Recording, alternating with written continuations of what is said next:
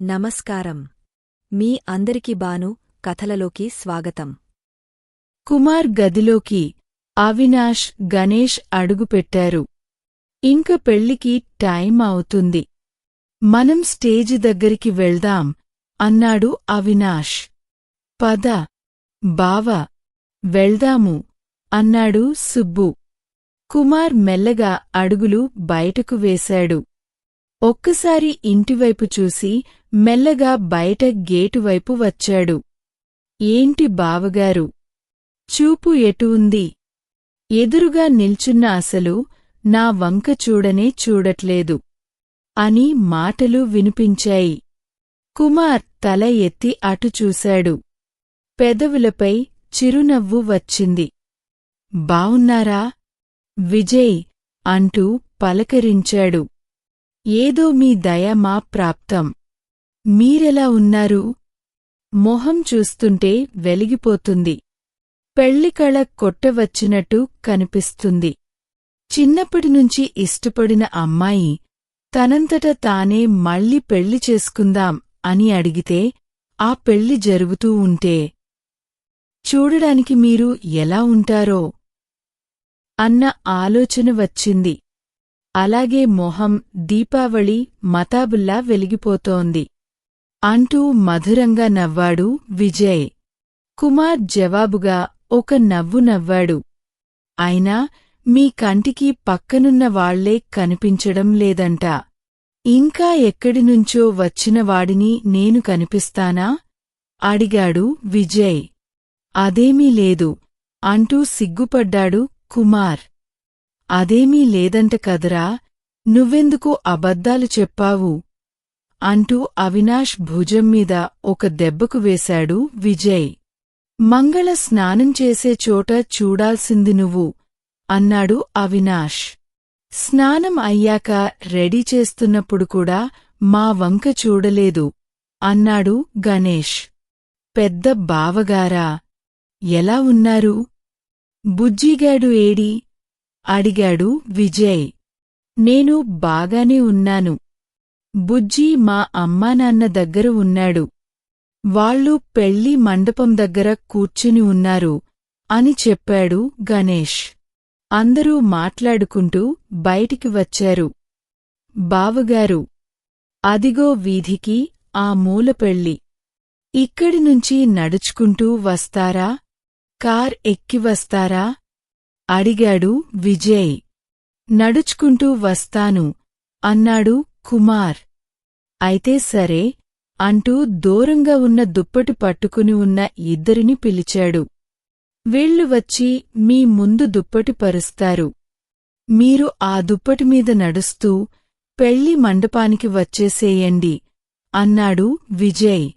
వద్దు వద్దు, అలా అయితే కారులో వస్తాను అంటూ కంగారుగా చెప్పాడు కుమార్. మీ ఇష్టం బావగారు అంటూ కారెక్కించుకున్నాడు విజయ్. 2 నిమిషాల్లో పెళ్లి జరిగే చోట కార్ ఆగింది. కుమార్ దిగి అటు చూశాడు. అంతా ఓపెన్ ప్లేస్. ఒకవైపు కొంచెం పెద్దగా స్టేజి కట్టి ఉంది. ఎదురుగా పెద్ద పెద్ద షామియానాలో చక్కగా కూర్చోడానికి వరుసగా పేర్చిన కుర్చీలు. అక్కడికి వెళ్లడానికి అటుపక్క ఇటుపక్క రంగురంగు చీరలతో కట్టారు. మధ్యలో నుంచి నడవాలి. కుమార్ అవన్నీ చూస్తూ నడుస్తూ ఉన్నాడు. అక్కడ బోర్డుమీద కుమారస్వామి వెడ్స్ మాధవి అని రాసి ఉంది. దాని వంక తదేకంగా చూస్తూ ఒక్క నిమిషం ఆగి అడుగు ముందుకు వేసేటంతలో ఎదురుగా సుబ్బు వచ్చి ఒక నవ్వు నవ్వాడు. కుమార్ మొహం ఆనందంతో వెలిగిపోతూ చేయి చాపాడు.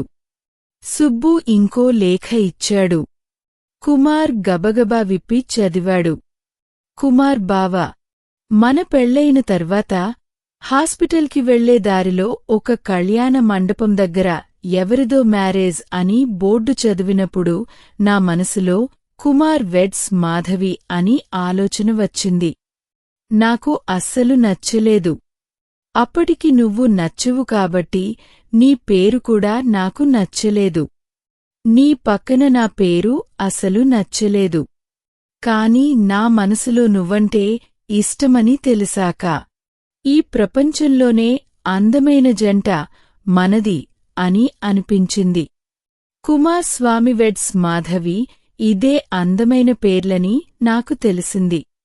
నువ్వు నా పేరుని మంత్రంలా ఎన్నిసార్లు చెప్పావో, నేను రాత్రుళ్ళు అన్నిసార్లు కుమార్ కుమార్ అని చెప్పుకుంటూ నిద్రపోతాను.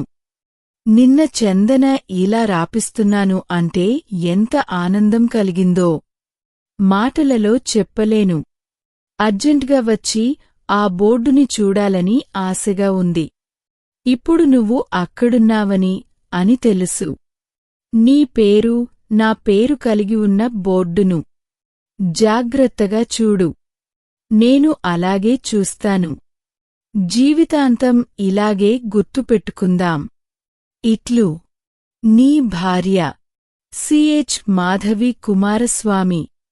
లేఖ చదవగానే మళ్ళీ కుమార్ మొహంలో మతాబులు వెలిగాయి.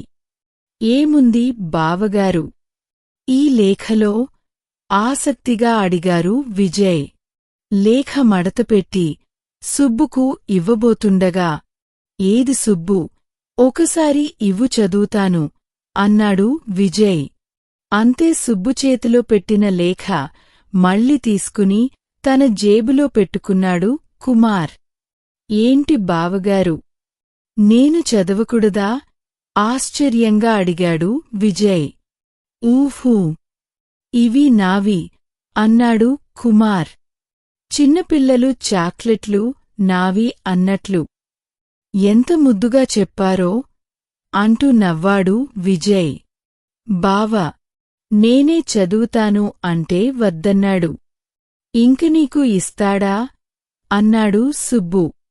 నీకు బావకదా, కాని నాకు బావగారు కదా, అందుకే ఇస్తాడేమో అనుకున్నాను అన్నాడు విజయ్.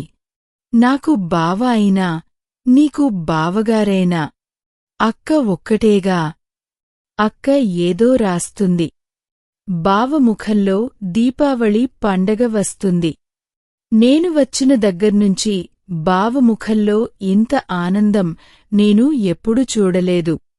ఈ ఆనందానికి కారణమైన అక్కకి తర్వాత నేను చాలా థాంక్స్ చెప్పుకోవాలి అన్నాడు సుబ్బు. సుబ్బు చదివాక అయితే బావగారు తిరిగి ఇవ్వటంలేదు, ముందే మనం చూసుకుందాం అంటూ ఇంకా ఏమైనా ఉన్నాయా అని అడిగాడు విజయ్. లేవు, ఉన్నా నీకు ఇవ్వను అన్నాడు సుబ్బు. నువ్వు ఇచ్చేది ఏమిటి తమ్ముడు, నేనే వెతుక్కుంటాను అంటూ జేబులు మొత్తం వెతికాడు విజయ్. ఇంకా లేవన్నా అంటూ అతని స్పర్శకి మెలికలు తిరిగాడు. బావా, నువ్వు లోపలికి వెళ్ళు, నేను అక్క ఇంకేమన్నా ఇస్తుందేమో చూసుకుని తెస్తాను అంటూ వెళ్ళిపోయాడు. కుమార్ లోపలికి వెళ్ళి అక్కడ కుర్చీలో కూర్చున్నాడు. చుట్టూ అందరూ కూర్చున్నారు. అప్పటికే ఈశ్వర్ వచ్చేసి ఉన్నారు. వీధిలో వాళ్లు రావడం మొదలుపెట్టారు. విజయ్ ఒకసారి చుట్టూ తల తిప్పి చూశాడు. దూరాన మోహన్ కూర్చుని ఉన్నాడు. ఇటు ఇంట్లో గౌరీ పూజ అయిపోయింది. అందరి దగ్గర ఆశీర్వాదం తీసుకుంది మాధవి. పెళ్లికూతురుని తీసుకుని మనం కూడా పెళ్లి జరిగే చోటికి బయలుదేరుదాం అని చెప్పింది మాలతి. మాధవి తల ఎత్తి చందన వంక చూసింది. మాధవి ముందే చెప్పి ఉండటం వల్ల నేను మాధవిని తీసుకువస్తాను అంటూ చందన మాలతిని, భారతిని, కమలను పంపించేసింది. ఎందుకే అందర్నీ పంపించేశావు ఇక్కడినుంచి అని అడిగింది చందన. నేను రెడీ కావద్దా? ఇంత చక్కగా రెడీ అయ్యావు. అసలు నేను తెచ్చిన చీర నీకు ఎంత బాగుందో. ఇంకేం రెడీ అవుతావు? చూడు ఇప్పుడు నేను ఎలా రెడీ అవుతానో అంటూ గబగబా తన ఒంటిమీద ఉన్న అలంకరణ తీసేసింది మాధవి. భారతి, మాలతి అందరూ పెళ్లి జరిగే చోటికి వచ్చారు. అక్కడ కావాల్సినవన్నీ అందిస్తూ అటూ ఇటూ హడావుడిగా తిరుగుతున్నారు. ఇంతలో అక్కడికి రంగారావుగారు వచ్చారు. తాతయ్య, బావున్నారా? అంటూ పలకరించి భారతి దగ్గరికి తీసుకుని వచ్చింది మాలతి. భారతి కూడా రంగారావుతో క్షేమ సమాచారాలు కనుక్కుని గణేష్ని జాగ్రత్తగా చూసుకోమని చెప్పింది. ఇటు సమయం మించిపోవడంతో పంతులుగారు పెళ్లికొడుకుని తీసుకురమ్మని చెప్పారు. కుమార్ని అవినాష్, విజయ్ తీసుకెళ్లి పెళ్లి పీటలమీద కూర్చోబెట్టారు. పంతులుగారు మంత్రాన్ని చదవడం మొదలుపెట్టారు. కుమార్ పంతులుగారు చెప్పినట్టు చేస్తున్నాడు. ఇటూ మాధవి రెడీ అయి చందనతో కలిసి బయటకు వచ్చింది. అక్కడ మాధవిని కూడా చందన అలాగే కుమార్ని అడిగినట్టే అడిగింది. మాధవి మాత్రం కార్ ఎక్కకుండా చక్కగా నడుచుకుంటూ ఎంజాయ్ చేస్తూ వస్తాను అని చెప్పింది. దాంతో మాధవి ముందు దుప్పటి పరిచారు. మాధవి ఆ దుప్పటిమీద నడుస్తూ ఉండేటప్పుడు వెనకాల ఉన్న దుప్పటి తీసి మళ్లీ ఆమె ముందు పరిచారు. అలా మాధవి వస్తూ ఉంటే సుబ్బు ఆమె దగ్గరికి వచ్చాడు. అక్క, నువ్వు రాసిన ఉత్తరాలకి బావ ముఖం వెలిగిపోతోంది. ఇంకా ఏమైనా రాస్తే ఇవ్వు అని అడిగాడు సుబ్బు. సుబ్బు, మీ బావ ఎలా వచ్చాడు? కారెక్కడా? నాకులా వచ్చాడా? అని ఆత్రంగా అడిగింది మాధవి. కార్ ఎక్కాడు, జవాబు ఇచ్చాడు సుబ్బు. అయితే ఇదిగో అంటూ ఒక పేపర్ మీద గబగబా రాసి ఇచ్చేసింది. ఇంకాసేపట్లో పెళ్లి పెట్టుకుని ఈ ప్రేమ ఉత్తరాలు ఏంటో అంది చందన. సుబ్బు అందుకుని వెళ్ళిపోతుంటే సుబ్బు అని పిలిచింది. ఏంటక్కా అని తిరిగాడు సుబ్బు. మీ బావ పెళ్లికొడుకు అలంకరణలో ఎలా ఉన్నాడు? మెల్లగా అడిగింది మాధవి. నువ్వు చూడాలి అక్క, ఎంత బాగున్నాడో నువ్వు చూడాలి. ఇప్పుడు నువ్వు వస్తావుగా, చూద్దువులే అన్నాడు. సరే, నువ్వు వెళ్ళు అనగానే సుబ్బు పెళ్లి మండపం వైపు పరిగెత్తాడు. మాధవి అలా రావడం మొదలుపెట్టింది.